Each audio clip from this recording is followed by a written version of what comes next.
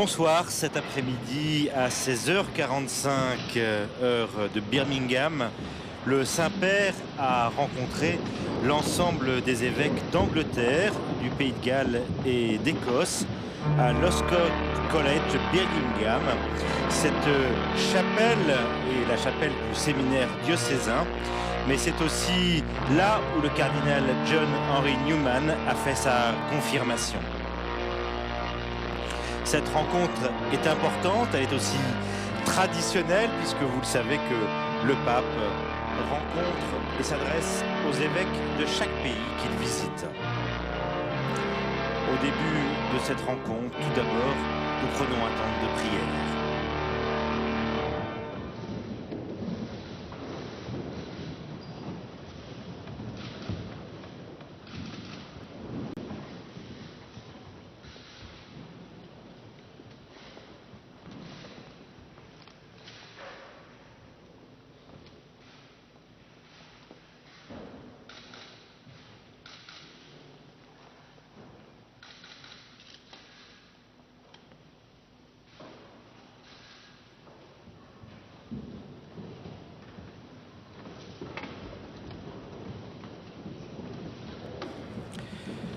C'est donc la dernière rencontre pour le Saint-Père, pour ce voyage de 4 jours. Rencontre importante où il s'adresse donc aux évêques pour donner son message. Et c'est le cardinal O'Brien, archevêque d'Édimbourg et président de la conférence épiscopale d'Écosse, qui s'adresse au Saint-Père en premier.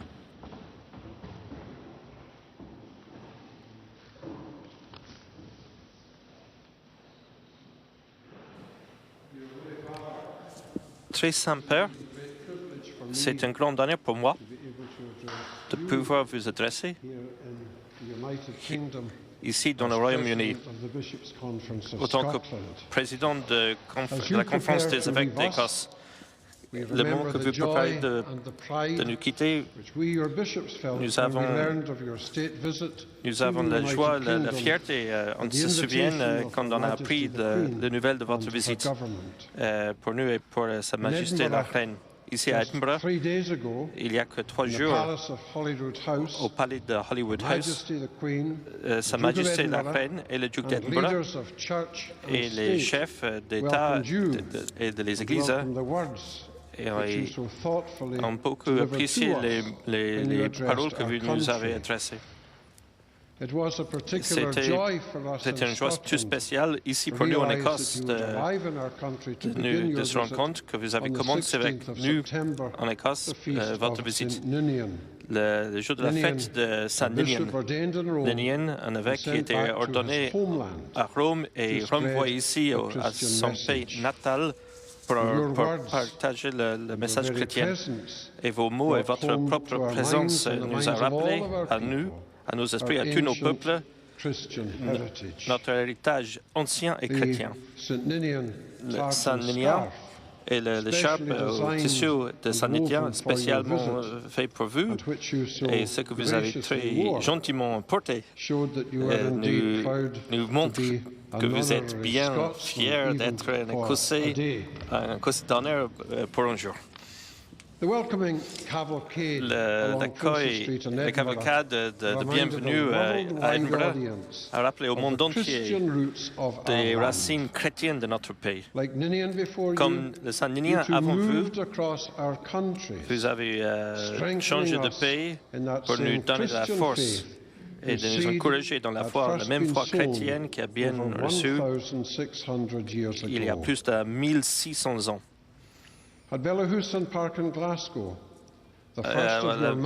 Ici à Glasgow, la première de vos messes ici a été célébrée avec grande joie, avec l'enthousiasme.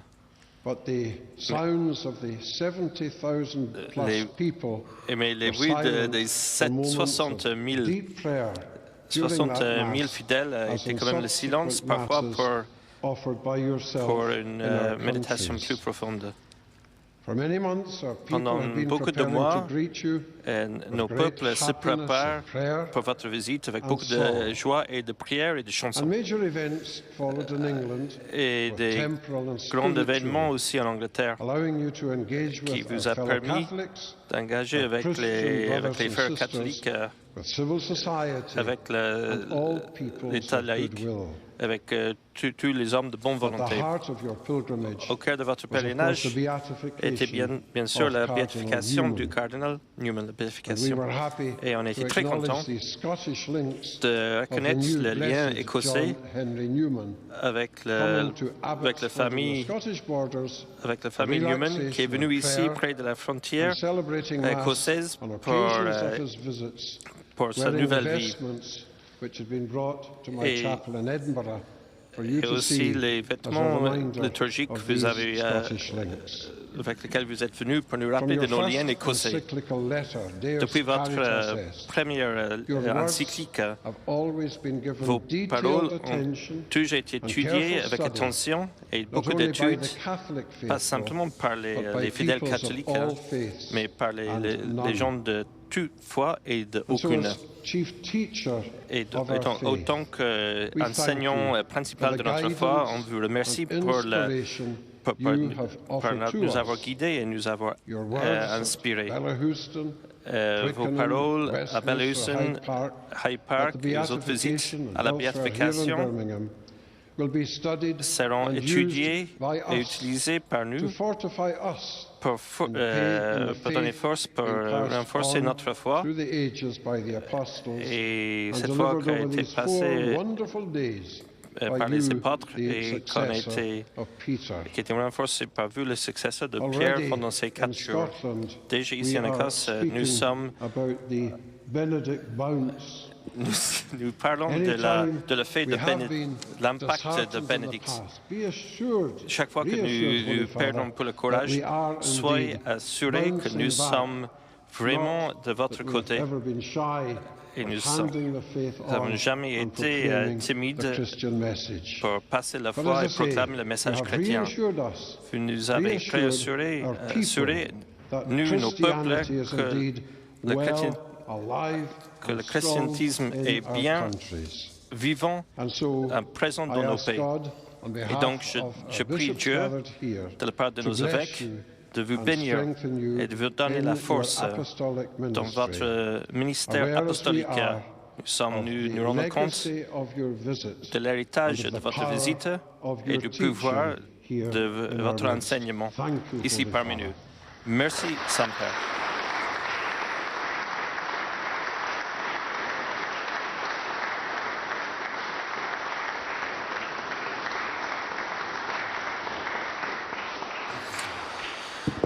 Voilà, salutations du cardinal.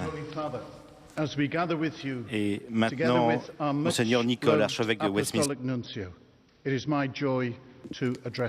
C'est avec grande joie que je vous adresse. Après toute la joie, la joie de ces 4 jours historiques de votre visite, maintenant nous apprécions ces quelques moments de méditation et de cette chapelle est au cœur c'était ici en 1862 que les évêques se sont retrouvés pour planifier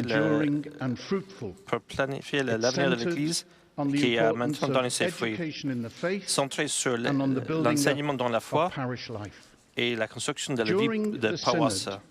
Pendant ce synode de 1852, l'imagination des évêques a été inspirée par les prêches et les sermons du père John Henry Newman. Il a osé parler d'un printemps nouveau dans l'histoire de la foi catholique dans ce pays. Ce moment très historique a des échos aujourd'hui pour nous réunis aujourd'hui. Ce moment avec vous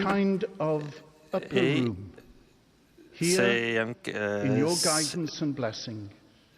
ici, dans cette salle avec vous, nous cherchons l'inspiration du Saint-Esprit pour notre mission. de temps, à beaucoup de fois, vous avez parlé de la contribution importante de la foi chrétienne dans nos sociétés. Parce que, comme vous dites, c'est les principes moraux à la base de la démocratie ne sont pas eux-mêmes renforcés par une conscience. La nature très fragile de tout devient très évidente. Nous pouvons sentir une ouverture nouvelle à cette question, pas simplement à côté du gouvernement, mais aussi au cœur et à la volonté de beaucoup de gens. Nous allons continuer et construire sur toute occasion pour le bien commun de tous. Et en parlant avec nous, vous avez entendu, vous avez dit aux jeunes de trouver leur bien-être dans l'amour pour le Christ, sachant qu'on est aimé premier par le Christ. Vous avez encouragé nos prêtres de rester fidèles à leur ministère et aux évêques d'être pères, à les évêques à être pères, nos prêtres. Vous avez médité avec nous sur l'unité entre le sacrifice du Christ sur la croix, le sacrifice eucharistique qu'il nous a donné, à son Église, et sa prêtresse éternelle dans laquelle nous participons au quotidien. Vos paroles nous signalent à notre vocation baptismale de réconcilier le pouvoir de ce sacrifice au monde dans lequel nous vivons. Dans ce cadre, vous nous avez encouragé de continuer et d'avoir un cœur ouvert à ceux qui ont souffert à cause de nous. Pour ceci, nous vous remercions. Vous nous avez rappelé l'importance de nous occuper de nos vieux et de leur voyage spirituel. Vous avez touché nos amis d'autres fois et de travailler avec eux et de chercher auprès d'eux un dialogue ouvert et réciproque. Vous nous avez amenés dans la prière avec nos frères et sœurs dans le Christ pour renforcer notre amitié avec eux et notre coopération avec eux. La chaleur et la profondeur de notre prière avec eux à l'abbaye de Westminster va rester avec nous très longtemps. Saint-Père, vous nous avez donné beaucoup de courage pour les tâches qui nous attendent, surtout dans le don de nous avoir donné John Henry Newman comme modèle à suivre. C'est un curé de paroisse anglais que vous avez béatifié. Et ça, c'est un très grand moment pour terminer l'année du prêtre. Ici, dans la chapelle, nous nous souvenons de l'importance de travailler les vocations à la prêtresse. C'est une tâche à laquelle nous sommes très engagés et je sais que vous allez donner beaucoup de joie à nos séminaristes quand vous allez les voir cet après-midi. Saint-Père, pendant cette visite, vous avez beaucoup contribué à notre histoire et la construction de notre futur. Vous avez porté nos cœurs et nous avons de courage pour notre ministère, surtout dans l'exemple que vous donnez de votre ouverture de cœur, agilité d'esprit et élocution de parole dans votre témoignage sans faille au mystère de Christ. Donc nous portons au cri, au cœur, qu'on doit être des témoins de la beauté, de la sainteté, témoins de la splendeur de la vérité, témoins à la joie de la liberté, notre vie, notre relation avec le Christ. C'est notre vocation et votre visite était à la fois d'État et pastorale, mais votre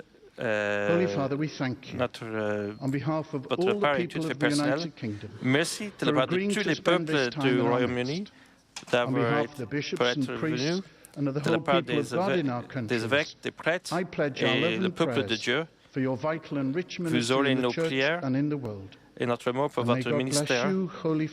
Que Dieu bénisse vous, Saint-Père, et vous inspire dans votre service d'amour. Amen.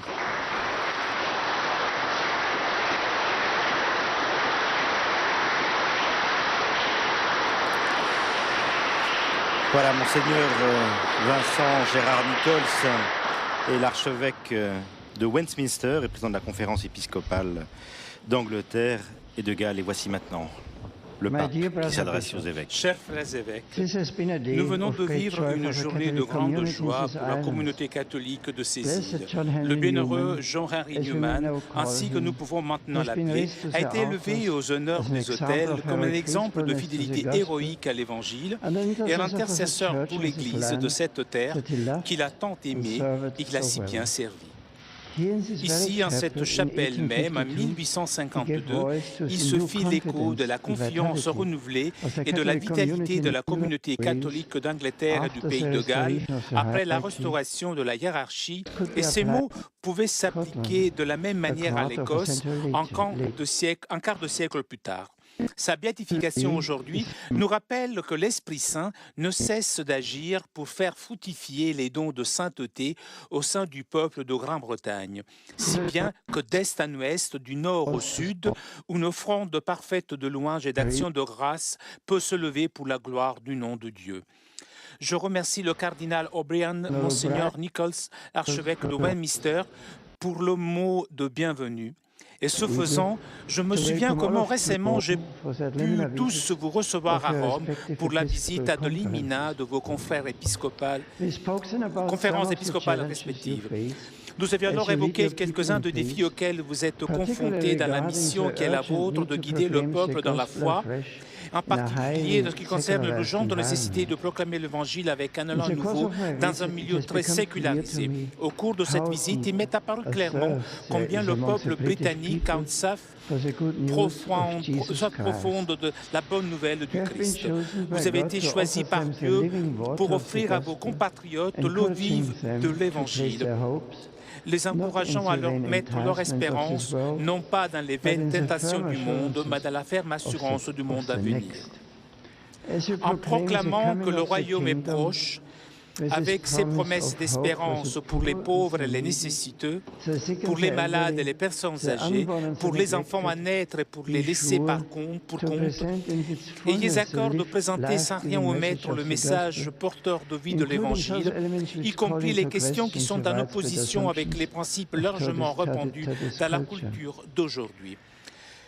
Comme vous le savez, un conseil pontifical vient d'être créé pour la nouvelle évangélisation des pays qui ont une longue tradition chrétienne. Et je voudrais vous encourager à recourir à ce service pour affronter la tâche qui vous revient. En outre, nombre de nouveaux mouvements ecclésiaux ont un charisme particulier pour l'évangélisation et je sais que vous ne manquerez pas de continuer à chercher comment les impliquer de manière appropriée et effective dans la mission de l'Église. Depuis que vous êtes venu à Rome, des changements politiques dans le Royaume-Uni ont concentré l'attention sur les conséquences de la crise financière qui a causé tant de difficultés à un grand nombre de familles et d'individus. Le spectre du chômage étend son ombre sous la vie de bien de personnes. Et le coût à long terme des pratiques d'investissement hasardeux de ces derniers temps devient criant. De telles circonstances, il y aura une demande accrue de la générosité caractéristique des catholiques britanniques, et je sais que vous serez le premier à en appeler à la solidarité en faveur de ceux qui sont dans le besoin. La voix prophétique des chrétiens joue un rôle important pour mettre en lumière les besoins des pauvres et des personnes en situation précaire qui peuvent si facilement être oubliées quand il s'agit d'accorder des allocations et des ressources, et que les ressources sont limitées. Dans leur document magistériel, Costing to Gods and Code, les évêques d'Angleterre et du pays de Galles ont souligné l'importance de la pratique de la vertu dans la vie publique. Les circonstances actuelles nous donnent l'opportunité de revenir avec force sur ce message et d'encourager en effet les personnes à aspirer à des valeurs morales élevées dans tous les domaines de leur vie. ce qui contraste avec un contexte qui considère avec cynisme grandissant la simple éventualité de pouvoir mener une vie vertueuse. Une autre question a retenu l'attention de ces derniers mois et mine gravement la crédibilité des responsables de l'Église. C'est celle des abus honteux qui ont eu lieu contre des enfants et des jeunes de la part de prêtres et de religieux. J'ai souvent parlé des blessures profondes que causent de tels comportements chez les victimes d'abord et surtout, mais aussi dans les relations de confiance qui devraient exister entre les prêtres et les personnes, entre les prêtres et leurs évêques et les autorités de l'Église et le public. Je sais que vous avez pris des mesures sérieuses pour porter remède à cette situation et pour faire en sorte que les enfants soient effectivement protégés de toute atteinte et pour gérer de manière adéquate et dans la transparence les plaintes au moment où elles surgissent. Vous avez publiquement exprimé vos profonds regrets pour ce qui est arrivé et pour la manière souvent inadéquate avec laquelle de tels faits ont été traités dans le passé. Ayant davantage conscience de l'étendue des abus contre les enfants dans la société, avec leurs effets dévastateurs et de la nécessité d'offrir un soutien adéquat aux victimes, vous devez vous sentir stimulé pour partager les enseignements reçus avec l'ensemble de la communauté. En effet, quel meilleur moyen de faire réparation pour ces péchés, sinon de vous tourner dans un esprit d'humble compassion vers les enfants qui, ailleurs, continuent à souffrir de ces abus. Notre devoir de veiller sur les jeunes n'exige pas moins que cela. En réfléchissant sur la fragilité humaine et sur ces événements tragiques, révèlent de manière si violente, nous devons nous souvenir que pour être de véritables guide chrétien, il nous faut vivre nos vies dans la plus grande honnêteté, humilité et sainteté. Comme l'écrivait le bienheureux John Henry Newman, « Oh, si Dieu voulait accorder aux membres du clergé de sentir nos faiblesses d'hommes pécheurs et aux fidèles de se sentir en sympathie avec eux, de les aimer et de prier afin qu'ils grandissent dans tous les dons de la grâce. » Je prie pour que parmi les grâces de cette visite, ceux qui ont reçu la mission de guider les chrétiens s'engagent avec un nouvel élan dans la vocation prophétique qui est la leur et pour que les fidèles redécouvrent la beauté de ce grand don qui est le ministère ordonné. La prière pour la vocation alors jaillira spontanément et nous pouvons être sûrs que le Seigneur répondra en envoyant des ouvriers pour engager l'abondante moisson qu'il a préparée dans tout le Royaume-Uni. Je me réjouis à cet égard d'avoir bientôt la joie de rencontrer les séminaristes d'Angleterre, d'Écosse et du Pays de Galles pour les assurer de ma prière alors qu'ils se préparent à prendre leur part du travail de la moisson. Enfin, je voudrais évoquer avec vous encore deux questions qui concernent votre ministère épiscopal à l'heure actuelle. Il s'agit d'un part de l'imminente publication de la nouvelle traduction du missel romain. Je veux à cette occasion remercier chacun de vous pour la contribution que vous avez apportée, non sans peine, à cette tâche collégiale de révision et d'approbation des textes. C'est un immense service qui est ainsi rendu aux catholiques anglophones de par le monde. Je vous encourage à saisir l'occasion de cette nouvelle traduction pour proposer des catéchèses approfondies sur l'Eucharistie et favoriser un renouveau de la dévotion dans la manière de la célébrer. Plus vive est la foi eucharistique dans le peuple de Dieu, plus profonde est la participation à la vie ecclésiale par l'adhésion convaincue à la mission Dieu que le Christ a confiée à ses disciples. Quant à l'autre question, j'ai déjà fait allusion en février avec les évêques d'Angleterre et du Pays de Galles, quand je vous demandais d'être généreux dans la mise en application de la Constitution publique Angelicarum Coetibus. Il faudrait que cela s'accomplisse comme un geste prophétique qui peut contribuer à développer de manière positive la relation entre les anglicans et catholiques.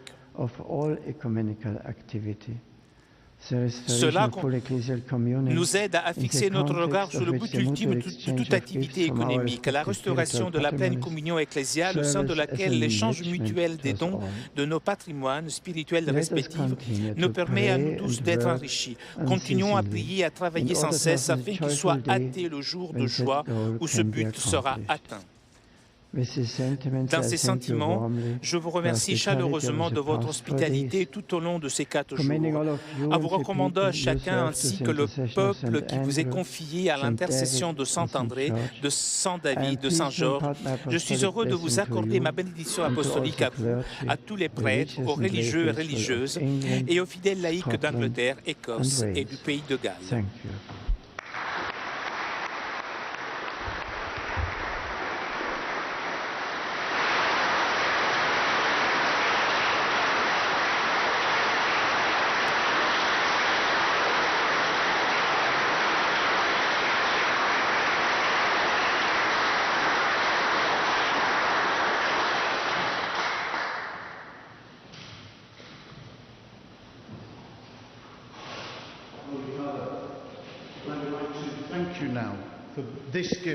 Et on vous remercie beaucoup pour ce cadeau, ce mosaïque de Notre-Dame et de l'enfant Jésus. Je vous assure qu'on va le garder comme grand trésor. Et je veux aussi demander aux archevêques Kelly et Smith s'ils voulaient bien venir recevoir de votre part vos cadeaux pour eux.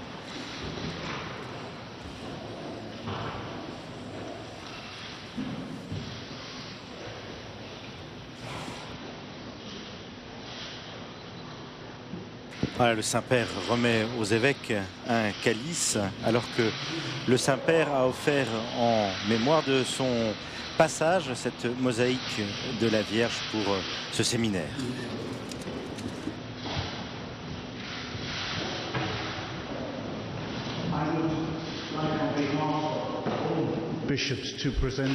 Les évêques pour présenter il y a un cadeau qui est très personnel. Il s'agit de la vie de monsieur du XVIIe siècle, comme vous le savez bien, notre Père, que le Père a commencé son institut pour l'enseignement des prêtres dans un bâtiment dans votre ville natale, dans un bâtiment qui était par la suite votre propre maison familiale. Vous parlez de ça dans vos mémoires.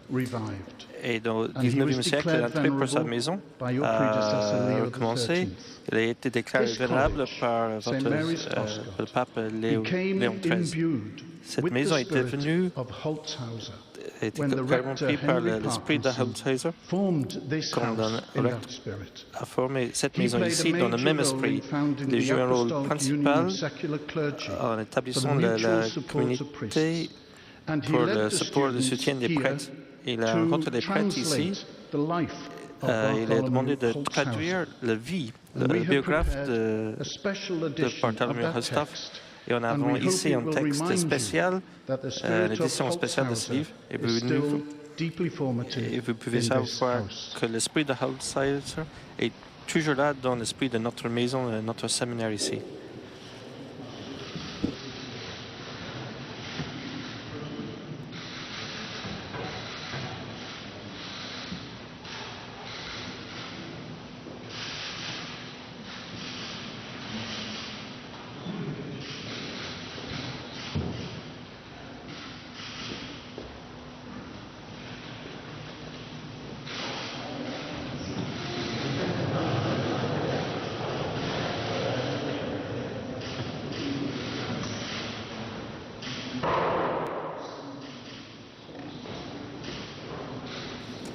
Voilà, échange de proximité, de communion entre l'évêque de Rome, le pape, et cet évêque, archevêque de Westminster et président de la conférence épiscopale d'Angleterre et de Galles.